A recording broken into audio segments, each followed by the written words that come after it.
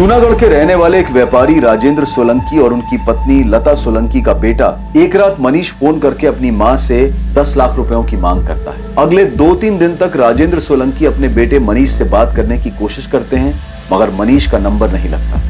आखिरकार वो अहमदाबाद में ही रहने वाले अपने दामाद आनंद और बेटी शीतल को मनीष के फोन के बारे में बताते हैं। तब उन्हें पता चलता है कि मनीष ने उसी रात अपनी बहन और जीजा से भी 10 लाख रुपयों की मांग की और आनंद ने अगले ही दिन मनीष के अकाउंट में 1,30,000 रुपए डाले भी थे। और राजेंद्र पुलिस स्टेशन जाकर मनीष की गुमशुदगी की रिपोर्ट लिखवाते हैं। बैंक से पुलिस को आनंद के द्वारा मनीष के अकाउंट में डाले गए 1,30,000 रुपयों के 4 अलग अलग एटीएम से निकाले जाने का सीसीटीवी फुटेज मिलता है, जिसमें एटीएम से पैसे निकालने वाला लड़का मनीष की ही कदकाठी का और उसके ही जैसे कपड़े पहने हुए दिखता है। साथ ही पुलिस को यह भी पता चलता है कि मनीष ने मार्च में किसी लड़की के लिए अंगूठी खरीदी। राजकोट की रहने वाली सुप्रिया गोहिल राजकोट से अहमदाबाद अपने कॉलेज जाने के लिए निकली थी और उसका भी फोन स्विच ऑफ हो जाता है। सुप्रिया के माता पिता सुप्रिया की मिसिंग का केस उस एरिया के पुलिस स्टेशन में दर्ज करवाते हैं। मनीष के दोस्तों से उन्हें पता चलता है कि मनीष सुप्रिया को पसंद करता था, मगर सुप्रिया ने मनीष के प्रपोजल को ठुकरा दिया था।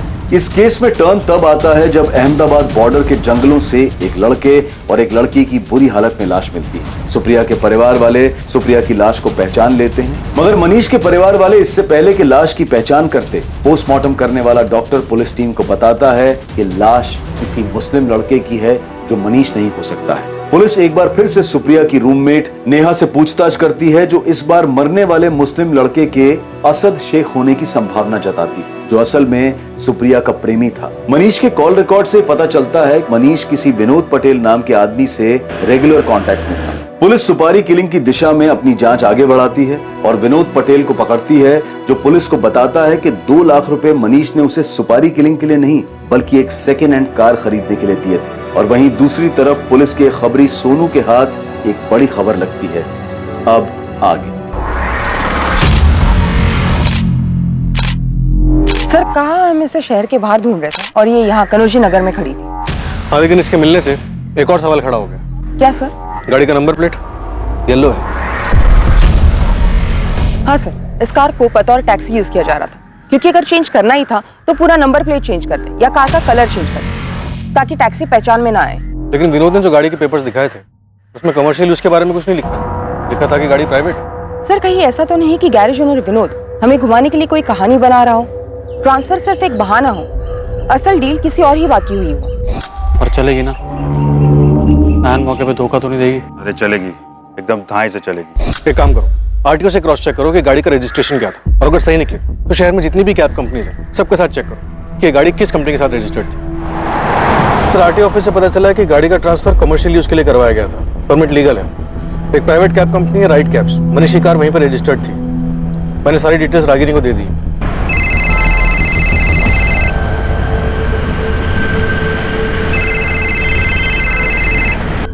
इस कार का ओनर मनीष सोलंकी वांटेड है। उसकी कार आपके कंपनी में कब से रजिस्टर्ड है?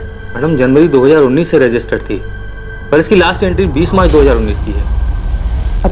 मतलब कि इस गाड़ी का अकाउंट 20 मार्च 2019 के बाद लॉगिन नहीं हुआ, यानी कि इस गाड़ी ने 20 मार्च 2019 के बाद कोई सवारी नहीं उठाई। मैम, अच्छा, और इस कैब का रजिस्टर्ड ड्राइवर कौन था? एक मिनट। मैम, ध्रुव साहू।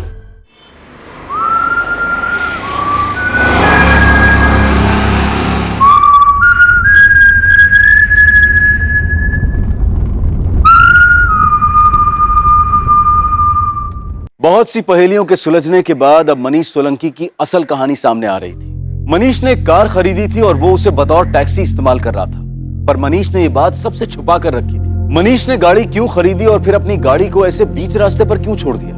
अब पुलिस के पास एक नाम था, ध्रुव साहू, जो शायद इन सारे सवालों के जवाब दे सकता था, पर फिलहाल ध्रुव साहू गायब थे। The number you have called is currently switched off. Please try again later. Thank you.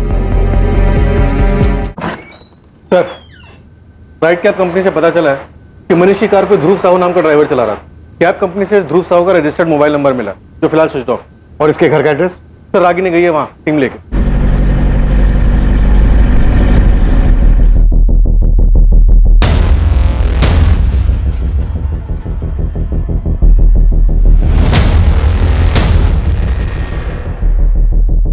क्या सोनू, कोई खबर लाया या फ्री की चाय पीने आया? क्या साहब, अब भी पर इस बार ऐसी खबर लाए हो कि आप खुद चाय के लिए पूछोगे।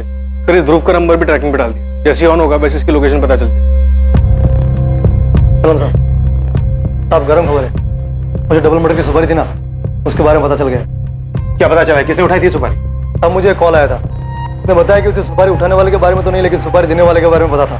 बात को घुमा मत, सीधे सीधे बोल, क्या बताया उसने? हाँ, हम लोग सही सोच रहे थे, मामला प्यार का है। वो जो लड़का मरा ना आशाद, उसके नाम की सुपारी उठी थी, और जो लड़का गायब है मनीष, सुपारी उसने दी थी, वो आशाद को मरवाना चाहता था। सर किसने दी सुपारी? लड़की के आशिक मनीष सोलंकी ने, उसे लड़की चाहिए थी। और ये खबर देने वाला कौन है? साहब नाम तो नहीं बताया उसने। सोनू, अपने नेटवर्क को और टाइट कर, किसी भी हालत में मुझे मनीष सोलंकी चाहिए, छोटी से छोटी बात को भी नजरअंदाज मत। नहीं, ये खबर क्यों आई हमारे, वो भी इतने खुफिया तरीके से? हाँ सर, वो भी ऐसे सोनू को फोन करके खबर देना।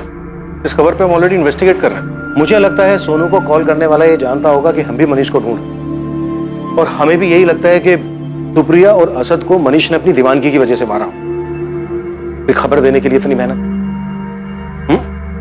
बात कुछ और ही है, हमें सिर्फ गुमराह किया जा रहा है, या ऑलरेडी हम किसी गलत रास्ते पर चल रहे हैं और कॉल करने वाला यही चाहता है कि हम इस रास्ते से हटे नहीं, हम बस इसी थ्योरी के इर्द गिर्द घूमते हैं। असल बात जो है वो हमारे जहन में ही ना है। अब तक ये मनीष, सुप्रिया और असद की कहानी,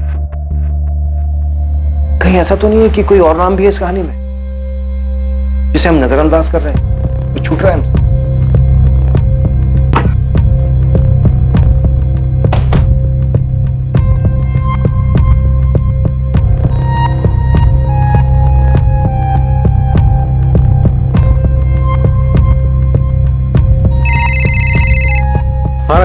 सर इस ध्रुव के घर पे तो ताला लगा हुआ है, लगता है उससे पुलिस आने की खबर मिल गई होगी। कल रात तक तो उसका फोन चालू था, लेकिन आज सुबह से बंद है। लेकिन ये ध्रुव हमसे भाग क्यों रहा है? हो सकता है ये मनीष के साथ मिला हुआ हो और उसी के साथ भाग रहा हो। रागिनी एक काम करो, आसपास पता करो ध्रुव के बारे में। मनीष की गाड़ी तो काम पे जा नहीं रही थी, तो इस बीच ये ध्रुव कहाँ था, क्या कर रहा था? Yes sir.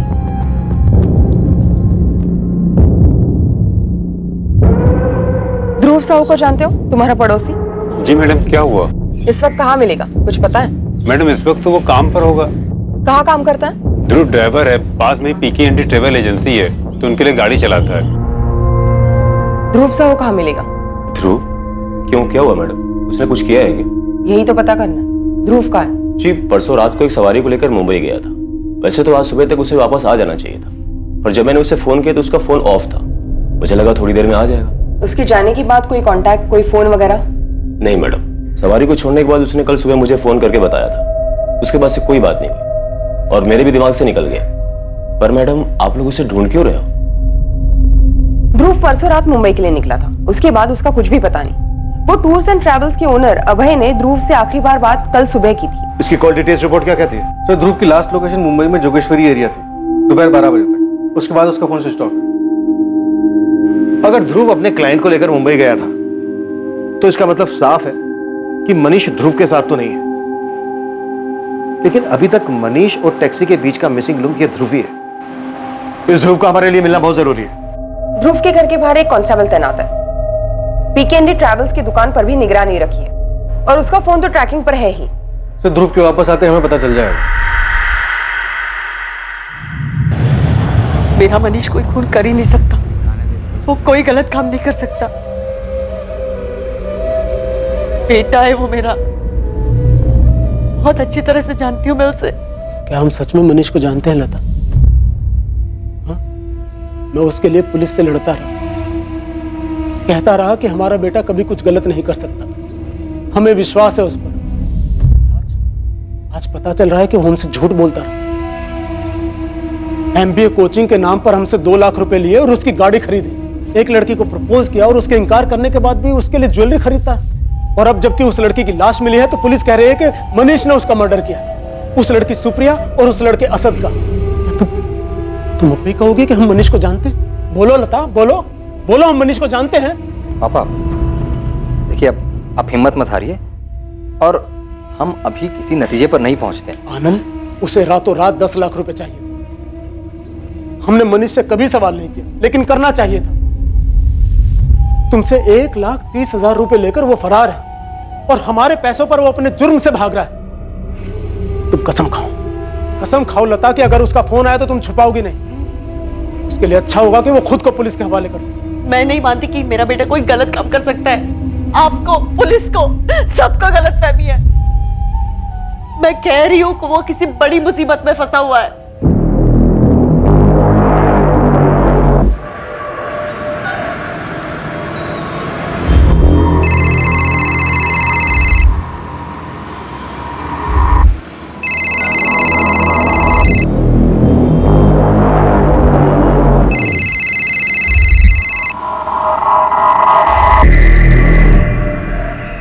हेलो, हाँ फोन बंद था, चार्ज किया तो ऑन किया अभी। पुलिस? हाँ अहमदाबाद के बाहर ही हूं।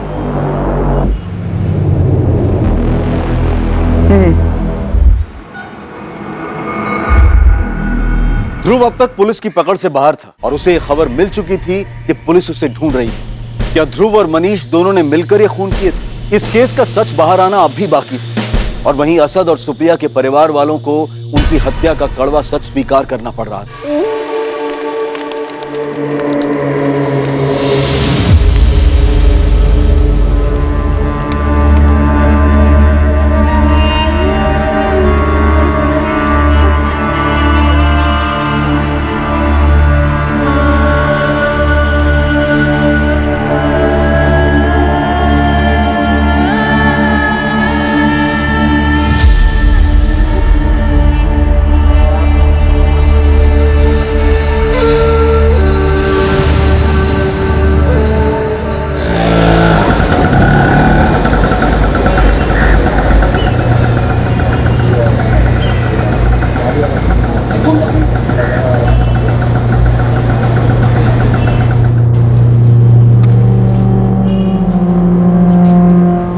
इंस्पेक्टर साहब हैं, मुझे मिलना हो। आप कौन? मैं ध्रुव साहू। वो शायद मुझे ढूंढ रहे हैं। साहब मैं मुंबई से लौट रहा था, मेरी रास्ते में गाड़ी खराब हो गई। रात बहुत थी, सुबह तक इंतजार करना पड़ा। फिर कैसे भी करके कोई मैकेनिक ढूंढा, गाड़ी ठीक करवाई। पूरा दिन निकल गया मेरा। फोन की चार्जिंग खत्म हो गई थी। मैकेनिक के पास फोन चार्ज किया तो अबे भाई का फोन आया। वो बोलने लगे कि आप लोग ढूंढ रहे हैं मुझे। सीधी गाड़ी खड़ी करी मैं और यहाँ पर आ गया आपके पास। तेरी गाड़ी सच में खराब हो गई थी या फिर भागने की फिराक में था? साहब मैं क्यों भागने लगा? गाड़ी सच में खराब हो गई थी, नहीं तो मैं सुबह पहुंच जाता यहाँ पर अहमदाबाद में। पर साहब हुआ क्या है? मुझे क्यों ढूंढ रहे थे आप? मनीष सोलंकी कहाँ है ध्रुव? क्या हुआ? क्यों गया? सब पता है हमें। मार्च तक गाड़ी चला रहा था तो उसकी। हाँ साहब मैं मनीष की गाड़ी चला रहा था, पर जैसा कि आपने बोला मार्च तक, उसके बाद मुझे नहीं पता वो कहां पर है। आखिरी बार कब मिला था मनीष से? कुछ 3 महीने पहले, जब मैं गाड़ी खड़ी करने गया था उसके यहाँ पर। जान पहचान कैसे हुई थी तेरी उसके साथ? साहब वो मेरे पुराने ऑफिस के पास रहता था, जहां पर मैं गाड़ी चलाता था पहले। पीकेएनडी एजेंसी? नहीं साहब, माँ जर्नी ट्रेवल्स। वो वहीं पर ही आता था गाड़ी भाड़े पे लेने के लिए। तभी हमारी बातचीत होने लगी, जान पहचान हो गई थोड़ी सी।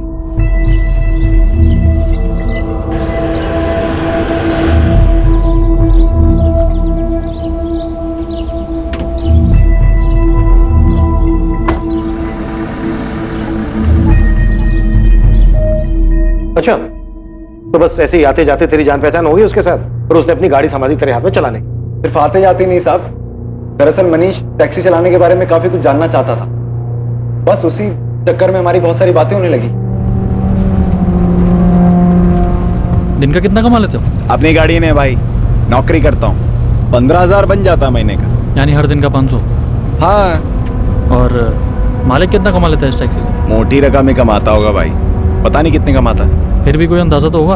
अभी यार 15,000 रुपए मुझे देता है वो। 20,000 पकड़ लो तुम पेट्रोल और मेंटेनेंस का। अब आदमी 35,000 रुपए खर्च कर रहा है तो 35-40 तो बचता ही होगा उसको ऊपर से। 40,000 का प्रॉफिट?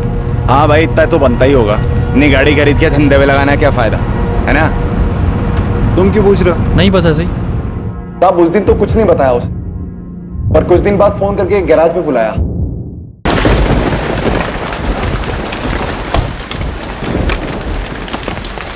क्या वो मनीष भाई, इतना अर्जेंट क्यों बुलाया? जैसे कि इंपॉर्टेंट काम है। एक गाड़ी को जरा चला कर देखिए इसकी हालत ठीक है या नहीं। पर क्यों? गाड़ी किसकी है? अरे यार तू सवाल बहुत करता है। ये ले चाबी, चला सब बताता हूँ बाद में।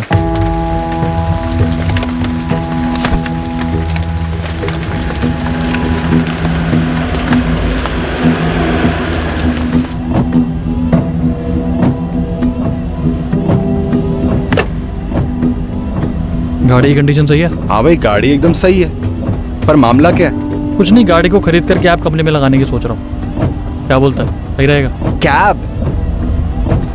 भाई कहाँ इन सब चक्करों में पड़ रहे हो आप? अरे चक्कर वक्कर कुछ नहीं है, सीधा बिजनेस है। गाड़ी ड्राइवर चलाएगा, मेरे कुछ पैसे बन जाएंगे। अब ये बता कि गाड़ी मेरी हुई तो क्या तू चलाएगा? तुझे कितने मिलते हैं? 15? मैं 18,000 दूंगा। हाँ चलाएंगे ना भाई, बिल्कुल। साहब मनीष लड़का अच्छा था, पैसे अच्छे दे रहा था। अब मैं भला क्यों मना करने लगा? उसने गाड़ी खरीद ली, मैंने गाड़ी चलानी शुरू कर दी उसकी। मनीष लड़का अच्छा था, पैसे भी अच्छे दे रहा था, तो फिर 3 महीने पहले तूने उसकी गाड़ी चलानी बंद क्यों की? साहब मनीष को धंधे की असलियत दिखाई दे गई थी। धंधा उसे जितना आसान लग रहा था उतना था नहीं, ऊपर से गाड़ी का खर्चा अलग। इस महीने भी सिर्फ 45,000 हुआ है। 18,000 तेरी सैलरी, 20,000 गाड़ी का खर्चा निकालने के बाद भी सिर्फ 7,000 बचते हैं। तूने तो कहा था 40,000 बचते हैं, और पिछले 2 महीने से ये हाल है बस। तो भाई मैंने अपने मालिक के लिए बोला था ना, वो 10 गाड़ियां हैं उसके पास, एक खराब होती है दूसरी चलती है, एक का दूसरा पूरा कर देती है, उसका बच जाता है। तूने पहले क्यों नहीं बताया? अरे तो तुमने पूछा ही नहीं पहले, और मैंने बोला तो था मत पड़ो उन सब चक्कर में, फालतू ही सरदर्दी है। मार्च के महीने में कुछ ही दिन और चलाई होगी मैंने गाड़ी, जब एक सुबह गाड़ी साफ करते हुए मनीष आया और 20 मार्च से गाड़ी यहीं खड़ी कर देना। गाड़ी खड़ी कर देना मतलब? तुम कोई और काम ढूंढ लो। क्यों? इस कैब के धंधे बहुत नुकसान होगा। साहब जैसा उसने कहा था मैंने बिल्कुल वैसा ही किया। 20 मार्च को गाड़ी उसके घर के नीचे आके खड़ी कर दी मैंने, चाबी उसके हाथ में रख दी मैंने। अब वो कैसा है, कहां पर है, मुझे नहीं पता। पता नहीं है? क्या फिर बताना नहीं चाहता? साहब कैसी बात कर रहे हो, मैंने सब बता तो दिया आपको। पर तूने अभी तक हमें ये नहीं बताया है कि मनीष ने तेरे साथ मिलकर सुप्रिया और असद को मारने का प्लान बनाया था और उसके बाद मार डाला दोनों को। मारने का प्लान? साहब ये क्या कह रहे हैं आप? मनीष ने कुछ कर दिया क्या? 2 मर्डर करके फरार है मनीष सोलंकी, और एक तू ही है जो सबसे ज्यादा उसके साथ टच में था। तेरी बातचीत होती थी सबसे ज्यादा उसके साथ। दोस्ती यारी में आके तू भी उसके प्लान में शामिल हो गया होगा और मार दिया होगा दोनों। साहब मनीष के साथ मेरी अच्छी जान पहचान थी, ये बात सही है, लेकिन उतनी ही बात सही है 20 मार्च को उसके यहाँ पर गाड़ी खड़ी करने के बाद मैं उससे नहीं मिला, मैंने नई ट्रैवल एजेंसी ज्वाइन कर ली। आप लेजर चेक कर लो वहां जाकर, मैं और क्या बताऊं आपको।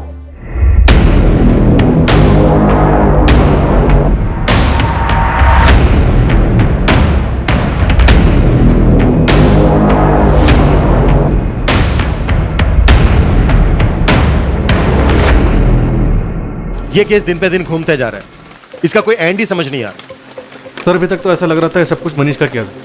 उसी ने असद को मारने की सुपारी निकलवाई और उसके बाद अपने घर वालों से जितने पैसे हो सके वो लेकर फरार हो गए। अगर सुपारी निकली है तो किसी ने तो उठाई होगी। हम ऐसी थ्योरीज पे काम नहीं कर सकते, पुख्ता चाहिए हमें। सिंह, सोनू और बाकी खबरियों को बोलो कि मुझे जल्द से जल्द सुपारी उठाने वाले का नाम चाहिए।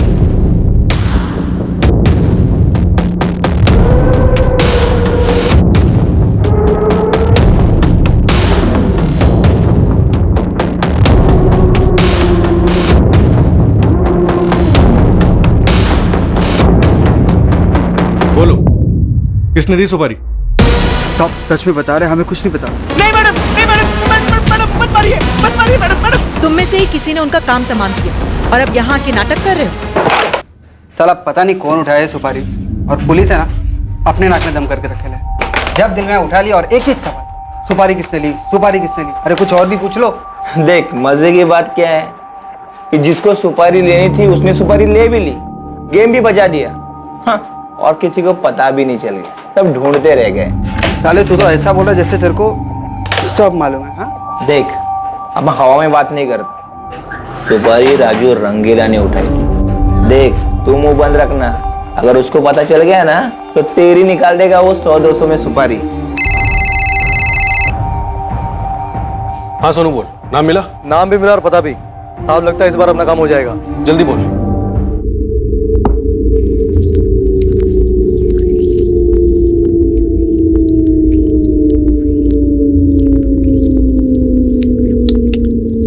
ए पिंटू, यहाँ लड़की लोग के माफिक धीरे धीरे हाथ चला रहा है, थोड़ा दम लगा। खाना वाना खाया कि नहीं तूने? अबे रुक क्यों गया? सांप सूंघ गया क्या तेरे को? ए रंगीले, पिंटू को छोड़, चल हमारे साथ जेल। तेरी मालिश का इंतजाम करके रखा है। सब बात क्या हुआ?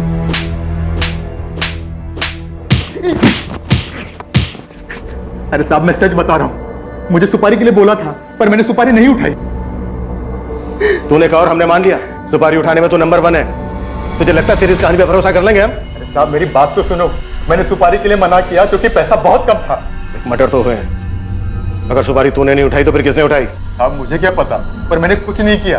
अरे जिससे सुपारी दी थी उससे पूछो ना आप। मनीष सोलंकी, यही नाम है ना उसका? पता नहीं साहब, नाम तो मैंने ये पहली बार सुना। साले नाटक करता है। कहाँ है छुपा मनीष? साहब मैं सच बता रहा हूँ, मुझे किसी मनीष सोलंकी ने सुपारी नहीं दी थी। तो फिर किसने दी? ये साला मनीष खुद तो निकल गया, हमें फंसा गया। हाँ यार, बस एक बार हाथ आ जाए तो बताता हूँ। चुप कर, यह जान पे बनी हुई है, दीवारों के भी कान होते हैं। पता नहीं किस बात पर कब पुलिस फिर से उठा के ले जाए।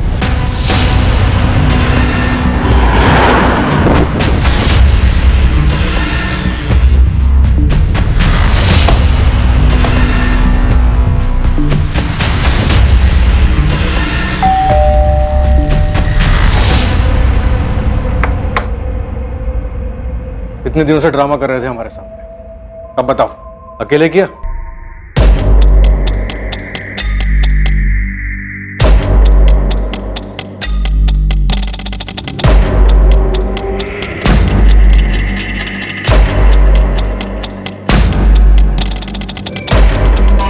हाँ साहब, यही है।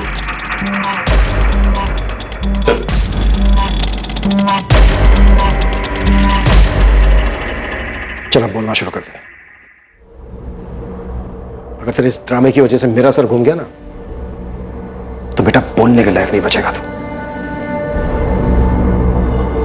सुप्रिया ने हमारे परिवार की नाक काटने की ठान ली थी, इसलिए उसे मारने के अलावा मेरे पास और कोई चारा नहीं था। और उसका जुर्म यह था कि उसका एक लड़के के साथ अफेयर था। किसी दूसरे धर्म के लड़के के साथ अफेयर था, इसलिए मरवा दिया दोनों को। चल बैठ। अब बता क्या क्या हुआ था डिटेल में, सब कुछ। छुट्टियों में सुप्रिया राजकोट आई हुई थी, और फिर एक दिन सुप्रिया अपना फोन देना था। फोन की बैटरी खराब हो गई है, चार्ज ही नहीं हो रहा।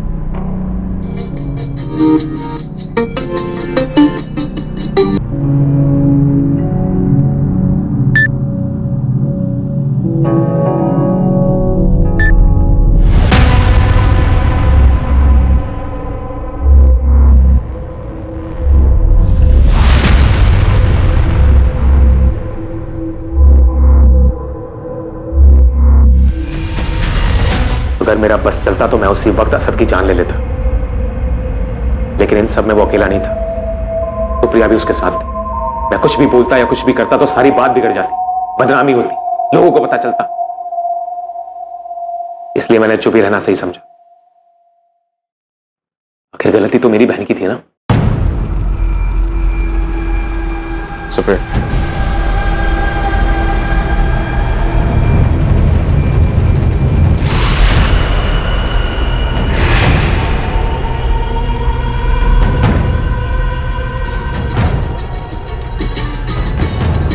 मैंने किसी को कुछ नहीं बताया, और अगले दिन काम का बहाना बना के मैं अहमदाबाद आया और असद के बारे में पता करने लगा। असद का रूटीन पता करने के बाद उसे सिर्फ मारना बाकी था। इसके लिए मुझे ऐसे आदमी की जरूरत थी जो एक काम धंधे की तरह करता हो। राजू रंगीला कैसे पहुंचा उस तक?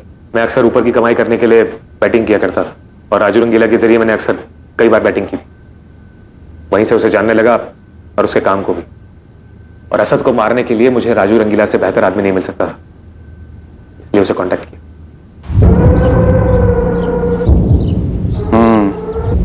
1 लाख लगेगा, लास्ट तक किसी को नहीं मिलेगी। भाई मेरे पास सिर्फ 50,000 रुपए। ए, क्या मच्छी मार्केट आया जो मोल भाव कर रहा है?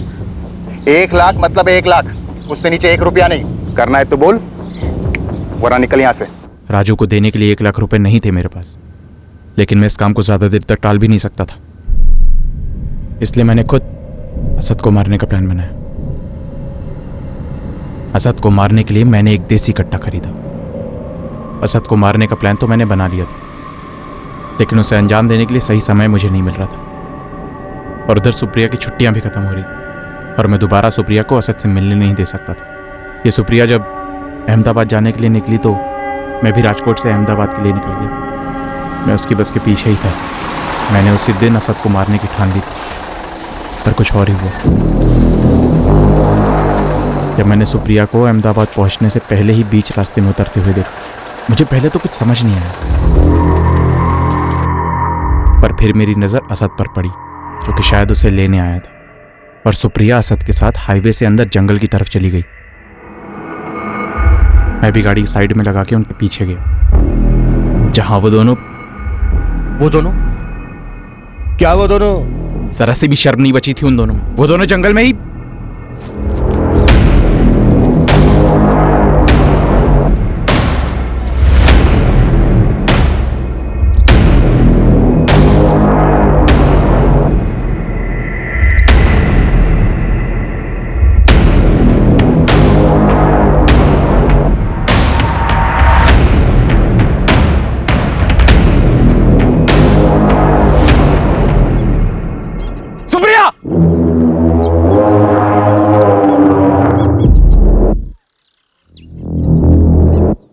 शर्म नहीं आई? अरे शर्म नहीं आई ये सब करते हुए?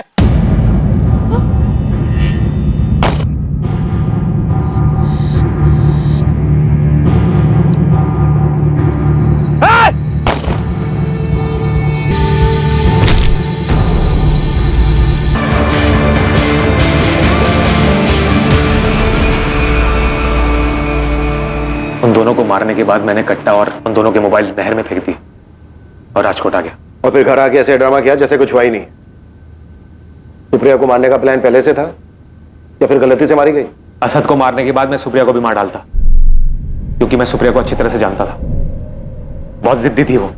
मैं उसे कितना भी समझाता, लेकिन वो असद को नहीं भूल पाती, बात का पतंगड़ बनाती, और जिस बात को मैं दबाना चाहता था वो उस बात को सारे जहान में गा देती। और अगर मैं दोनों को नहीं मारता तो मैं अपने पिताजी को अच्छी तरह जानता हूं। सुप्रिया उनकी कमजोरी थी, वो कुछ भी करके पिताजी को मना लेती, और उसके बाद हमारा समाज में उठना बैठना सब बंद हो जाता। ये सबसे मनीष का क्या ताल्लुक है? पता नहीं, उसे तो मैं जानता भी नहीं था। वो तो जब आप लोगों ने कहा कि मनीष और सुप्रिया का कुछ चल रहा है, तो मैं भी वही खेल खेलने लगा। मैंने भी कहा कि हाँ, मनीष ने ही सुप्रिया को मारा। इसीलिए तूने हमारे खबरी को फोन किया हमें गुमराह करने के? किसने दी सुपारी? लड़की के आशिक मनीष सोलंकी ने। उसे लड़की चाहिए थी, जैसा मैं चाहता था वैसा ही हो। पुलिस का शक मनीष पे और ज्यादा बढ़ गया। तेरी इसी होशियारी ने हमें तुझ तक पहुंचाया। सुपारी किलर को ढूंढते हुए हम राजू रंगीला तक पहुंचे और उसके जरिए तुझ तक। क्या कहा था तूने? कि तेरी बहन सुप्रिया ने तेरे परिवार की इज्जत मिट्टी में मिला दी थी। ये जो दो खून किए तूने, क्या लगता है तुझे कि तूने अपने परिवार का नाम बहुत रोशन कर दिया है? बहुत ही घटिया सोच है तेरी, विकृत। तेरे जैसे लोगों को तो जेल में ही होना चाहिए। साला तुम जैसे लोगों को समाज में सही तरीके से रहना आता ही नहीं।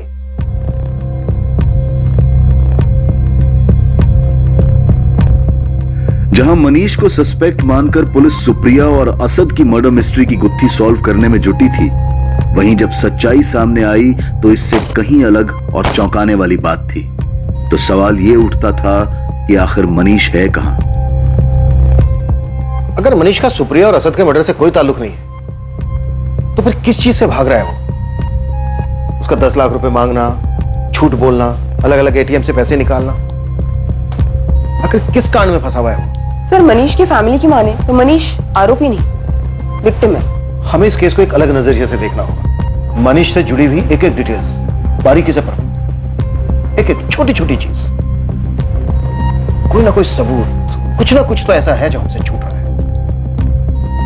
मैं कह रही थी ना आपसे, मेरा मनीष कभी किसी का खून कर ही नहीं सकता, लेकिन आप सब उसे गलत मान बैठे थे। उसे कभी क्रिमिनल, कभी खूनी, पता नहीं क्या क्या कहते थे। फिर मनीष है कहां? अभी भी वक्त है, कुछ कीजिए ना, मेरे बेटे को बचा लीजिए ना।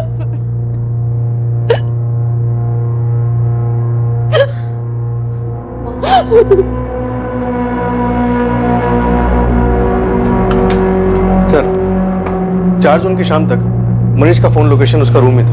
और उसके बाद उसका फोन यहाँ भोपाल में दिखा, जहाँ वो देर रात तक ऑन रहा, जहाँ से उसने अपने माँ बाप, अपनी दीदी, जीजा, अपने दोनों दोस्त सलील और वैभव इन सबको कॉल्स किया। और सुबह तकरीबन 4 बजे उसका फोन स्विच ऑफ हो जाता है और फिर उसके अगले 2 दिन यानी 5 और 6 जून को उसका फोन ऑन ऑफ होता रहता है। सर यही तो अजीब बात है, 4 से 6 जून के बीच फोन की लोकेशन भोपाल ही थी। वो कहीं पर भी गया हो, आता तो यहीं पर आता। उसका फोन भी स्विच ऑफ इसी एरिया में हुआ। उसका लास्ट लोकेशन भी भोपाल ही था। मनीष यहाँ भोपाल में कर क्या रहा था? मनीष के माँ बाप और उसके दोस्तों का तो यही कहना है कि इस एरिया में उसकी जान पहचान का कोई नहीं था। सर एक और अजीब बात, क्या?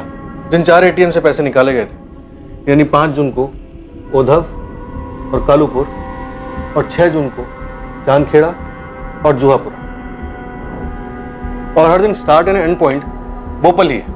ये चारों एटीएम्स भोपाल से काफी दूर है।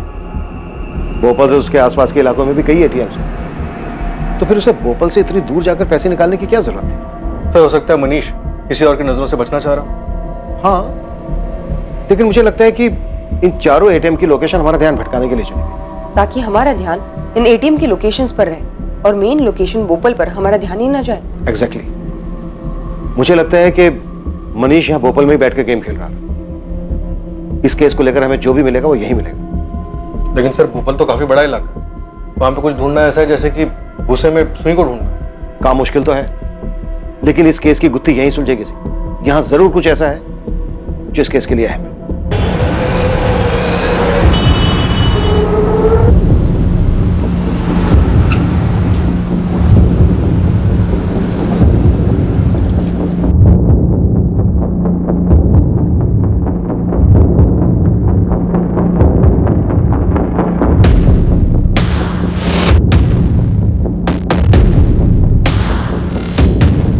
पुलिस बड़े स्तर पर मनीष की खोज में लगी हुई थी, मगर पुलिस के हाथ अब भी खाली ही थे। कई कोशिशों के बाद भी पुलिस को मनीष के बारे में कुछ पता नहीं चल रहा था, लेकिन इन कोशिशों ने शांत पड़े तालाब के पानी में एक हलचल पैदा की थी, और यही हलचल पुलिस को इस केस के किनारे तक ले जाने वाली थी।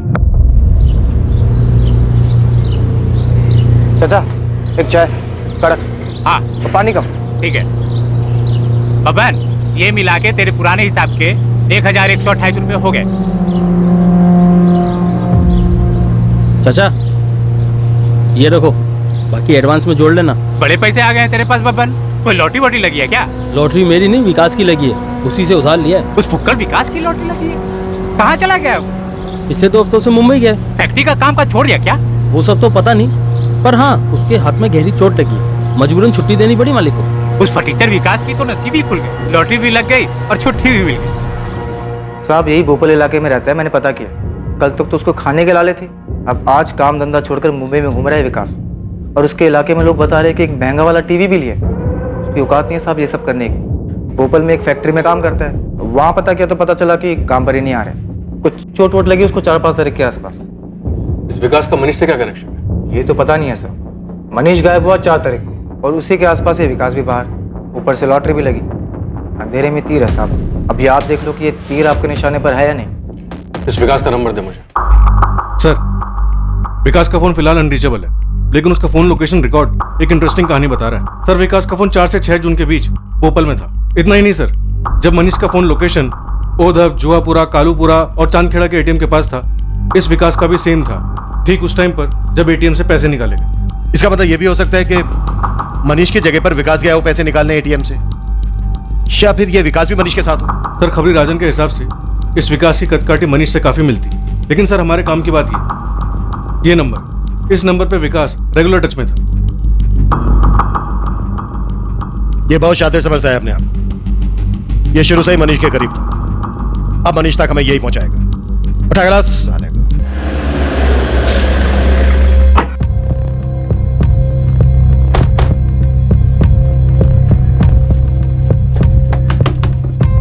चल ध्रुव बाहर आ। चल चल चल। साहब क्या हुआ? अरे चल ना, ड्राइवर बन के बहुत घुमाया तूने, अब मंजिल तक पहुंचाने का काम भी तेरा ही है। चल। देख, झूठ बोलने की या कहानी बनाने की जरूरत नहीं है।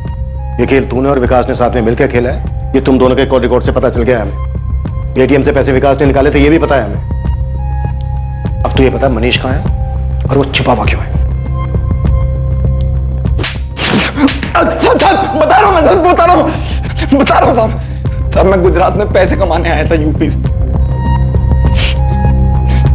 मेरे को अपनी टैक्सी खरीदनी थी, कारोबार जमाना था मेरे को यहाँ पर, और ड्राइविंग करके गुजारा हो नहीं पा रहा था। मैं बहुत ही ज्यादा परेशान हो गया था। जब मनीष से मिला और कुछ दिनों बाद उसने गाड़ी खरीद ली, मैं गाड़ी चलाने लगा। मुझे पता था साहब इसको धंधे के बारे में ज्यादा पता नहीं है, तो मैं धंधे में थोड़ा हेरफेर करने लगा। कभी गाड़ी की मरम्मत के बहाने, कभी उसका डीजल बेचकर मैं हेरफेर करने लगा पैसों का। मेरे को लगा मनीष को पता नहीं चलेगा, पर 1-2 महीने बाद उसे सब पता चल गया और फिर उसने नौकरी से निकाल दिया मेरे को। ध्रुव, 20 मार्च से गाड़ी यहीं खड़ी कर देना। गाड़ी खड़ी कर देना मतलब? तुम कोई और काम ढूंढ लो। सब पैसे की बहुत जरूरत थी मेरे को, और मनीष ही दे सकता था मेरे को पैसे। मेरे को लगा इसके पास पैसे हैं, फिर मैंने उसका किडनैपिंग करके फिरौती मांगने का प्लान बनाया। मैं अकेला ना कर पाता ये काम, तो मैंने विकास को पूछा, उसको भी पैसे की जरूरत थी। कितना मांगेंगे? 10 लाख रुपए। इतने मिल जाएंगे? मिल तो जानी चाहिए, मोटी पार्टी है। तो कब करना है? जितनी जल्दी हो सके उतना जल्दी। सब मनीष ने नौकरी से जरूर निकाल दिया था मेरे को, पर आते जाते मेरी मुलाकात होती रहती थी उससे, तो किडनैप करना कोई बड़ी बात नहीं थी मेरे लिए। बस झांसा देना था कैसे भी करके। अरे चलो ना तुम भी, बर्थडे दोस्त का, पार्टी वार्टी करेंगे। तेरे दोस्त को मैं थोड़ी जानता हूँ, मैं क्या करूंगा वहां आगे? अरे तो बैठोगे ना यहाँ पर, वहां चल के बैठ लेना।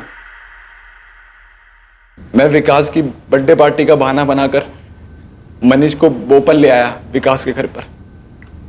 कैसी लगी पार्टी? भाई बढ़ते में तो मजा आ गया। मेरा हो गया। अरे ले लो। बस बस।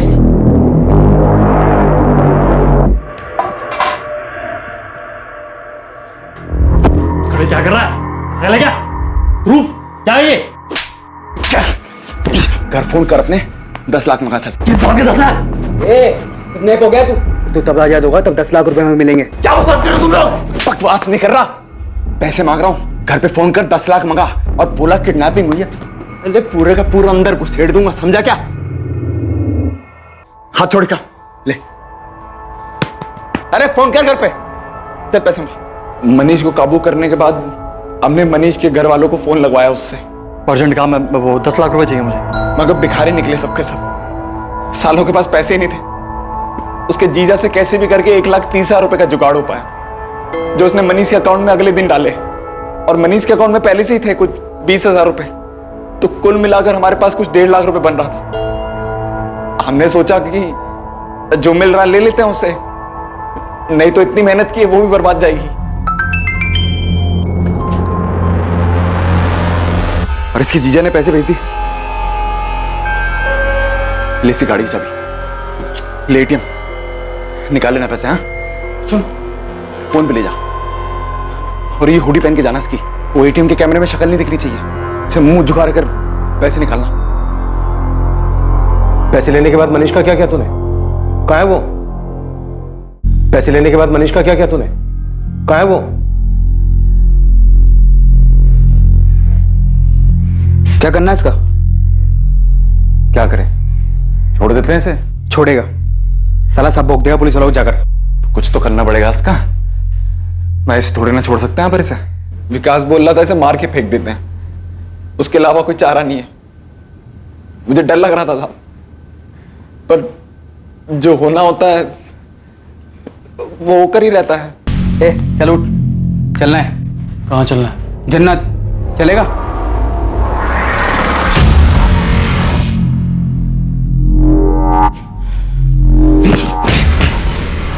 साले, मेरे साथ धोखा किया तुम लोगों ने। चाकू फेंक। अब तुम्हें पता लगा किससे पंगा लिया तूने। मनीष भाई चाकू फेंक दो, लग जाएगा, हम तो छोड़ने वाले थे तुमको भी। झूठ मत बोल कमीने, झूठ मत बोल।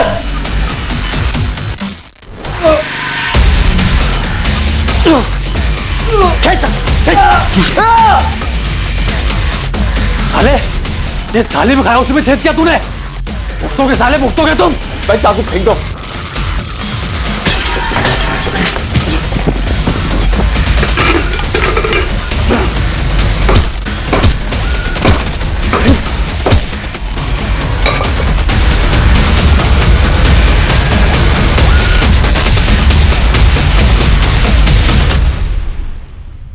मनीष की लाश का क्या किया तूने? हमने उसकी लाश को पास के जंगल में ले जाकर दफना दिया।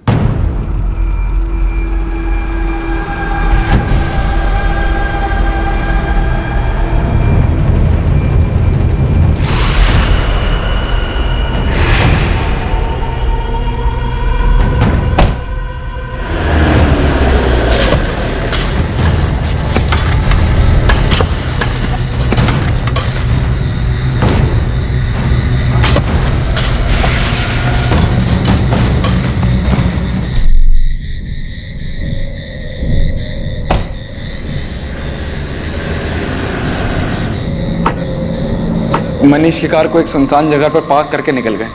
मनीष से जो 1.5 लाख रुपए मिले वो हमने आपस में बांट लिए। अगर मेरे को पता होता ना साहब कि मनीष के पास पैसा नहीं, मैं कभी नहीं करता साहब ये। सच बता रहा हूं साहब, गलती से हो गया।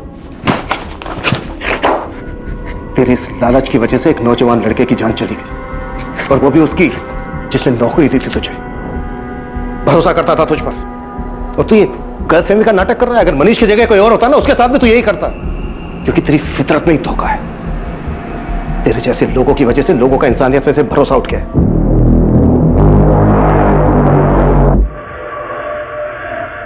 विकास के वापस लौटते ही पुलिस ने उसे भी मनीष की हत्या के जुर्म में गिरफ्तार कर लिया, और पुलिस को विकास के घर से वो सारे सबूत मिले जो मनीष की दर्दनाक हत्या को बयां कर रहे थे।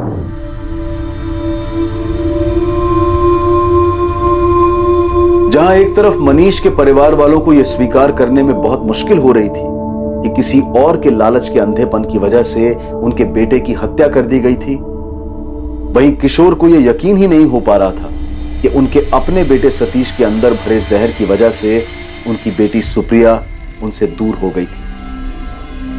और तीसरी ओर सतीश की दकियानूसी सोच के कारण असद के परिवार ने अपनी इकलौती उम्मीद, अपना बेटा खो दिया था।